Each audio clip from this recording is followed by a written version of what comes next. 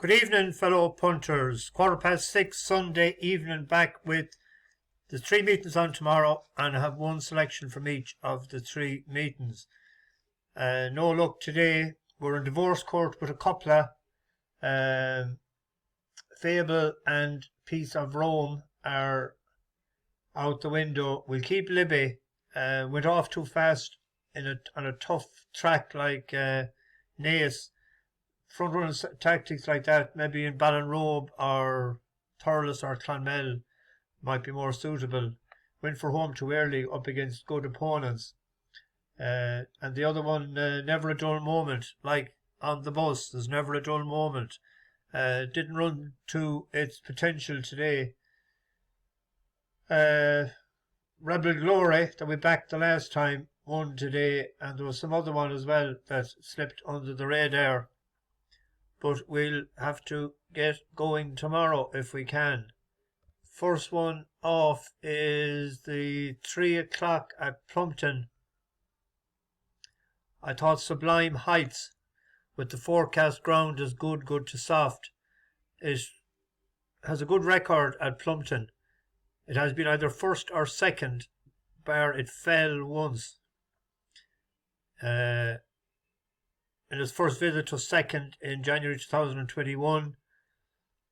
It fell then in February 2022, and then it won in October 2022.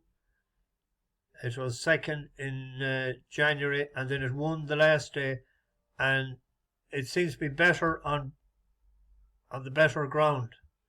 Good fighting qualities the last day over the course and distance. Go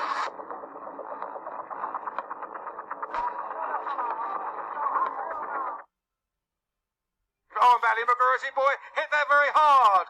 And the rider loses his irons, Tom Buckley. He might have got one back. Here's the open ditch. Art of Illusion, chased by Sublime Heights. And now, finally, Tom Buckley is unseated from McGurty boy. So that was a catastrophic mistake there at the fourth last. Now running round the final turn is Art of Illusion, being pressed by Sublime Heights. Art of Illusion and Dylan Kitts chased down by Sublime Heights and Tom Cannon in second place. Sublime Heights, can he get home over the trip? They're clear of you all right, Harry and Glorious Lady. Here now the second last. Sublime Heights on the left. Good jump again though from Art of Illusion as they race between the final two fences. Art of Illusion on the far side. Sublime Heights on the near side. Much will depend on this final jump. Art of Illusion, Sublime Heights looming right up. Rages at dead level. Art of Illusion again jumping well. Sublime Heights on the near side. They fight it out at the end of an extended 3 miles. Sublime Heights, Art of Illusion. They race towards the line. Sublime Heights has got up. Sublime Heights got up. Because it has went so well at the track and at the distance, it's my choice over Blame the Game. And Chris Gordon is in tremendous form. He's 35% strike rate in the last 14 days and does particularly well at this track and has won at the track twice last April and May. But it seems to be more of a stayer and it's gone up a bit in the weights. It won at 105. It ran off 110 the last time. So I'm sticking with that one. And then in the 3:15, a horse that we backed the last time, but the ground was totally against it on a heavy ground. Lightly raced horse. Won a pint to pint in Ireland less than 2 years ago. His first chase, it was only beaten a length and a half.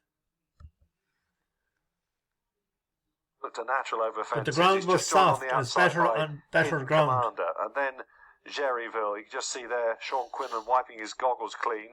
The Paddy Pie's just lost his position and is labouring a touch on that bend, which brings them round towards the last four fences of the contest, and pulled wide is Da Vinci Hand as they took the last ditch of the race, 4 out, kicking on now towards the third last here, Slanelock. But on the outside here comes Hidden Commander. Rowdy Rustler between them. Slaying Lock just by a couple of lengths probably from Rowdy Rustler in second.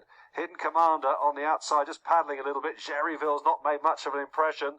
The Paddy Pie and Da Vinci Hand well held over the second last, and Slaying Lock continues to kick on here for Craig Nicol. He's leading by 3 lengths. Rowdy Rustler is under pressure to close him.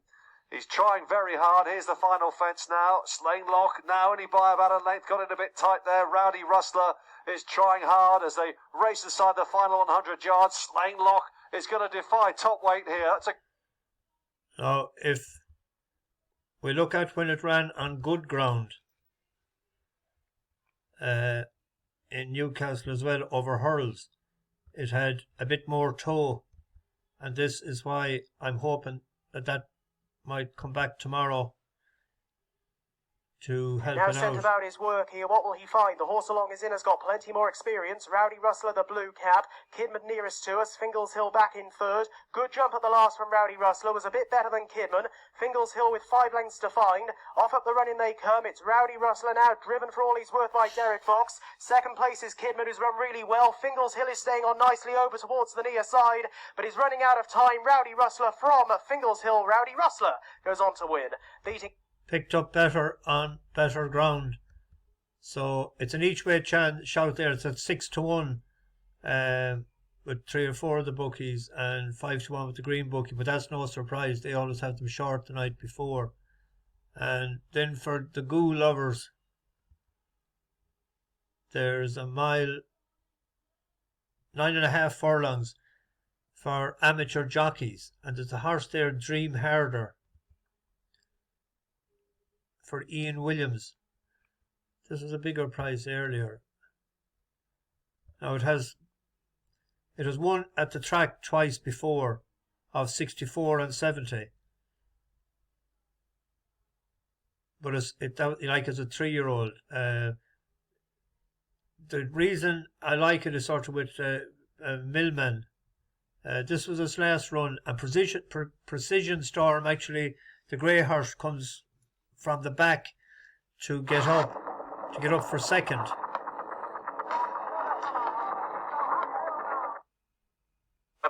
Almost upsides. Power of State shaken up on the inside of Titian, then Dream Harder. Hieronymus driven hard, then comes Dark Pine, 1/4 mile to go. Outbreak, War in Heaven separated by a head as they swing in. Titian is 2 lengths off them in third. The others have running to do. War in Heaven on the outside of Outbreak. Titian a couple of lengths behind. Not much coming from off the back at the moment as the leaders race well inside the final furlong. It's War in Heaven from Outbreak, Titian, Precision Storm, Dream Harder, both running on, but War in Heaven has held on to fend off Precision Storm. Precision Storm finished like a train. That's favourite there, but Dream Harder actually must be money for that, because that was a bigger price earlier. It was third favourite. I'll just check. It's the 5:30. Yeah, 4's into 11-4. So there's money for it, which is a good sign. So that's the 3 for tomorrow. Hopefully we'll get 1 anyway out of them. It's time to get out of here now on a Sunday evening. Might head for 2 pints. Bash the bookies, over and out. Thanks for all the nice comments, by the way. Greatly appreciated. Keep up the good work.